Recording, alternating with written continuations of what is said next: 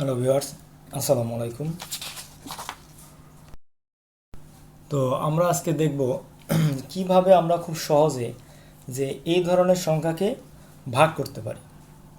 তো আমরা যেটা করব, আমরা জাস্ট কি করব, এই সংখ্যাটাকে আমরা কি করব, 2 দিয়ে গুণ করে দেব। সো 2 দিয়ে যদি আমরা গুণ করে দেই তাহলে কত হয়? 7 দুগুণে 14 4, আর হাতে থাকে কত? 1। 2 একে 2 আর 1 3। প্রথম কাজ হলো আমাদের এই সংখ্যাটাকে কি 2 দিয়ে গুণ করা। গুণ করে দিলাম। গুণ করার পরে যেটা করতে হবে, আমাদের এক ঘর পরে একটা দশমিক দিয়ে দিতে হবে। হয়ে গেল আমাদের অঙ্ক। আচ্ছা, এরপর আমরা যেটা করব, এখানে কি আছে 23/5। সিম্পলি আমাদের কি করতে হবে, এটাকে আমাদের 2 দিয়ে গুণ করতে হবে।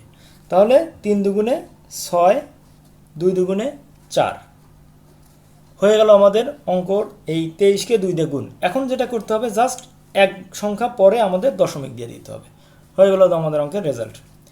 সেমভাবে আমরা কি করব, এই 27কে আমরা 2 দিয়ে গুণ করে দেব। তাহলে কি হবে, 7 দুগুণে 14 4, হাতে থাকবে 1।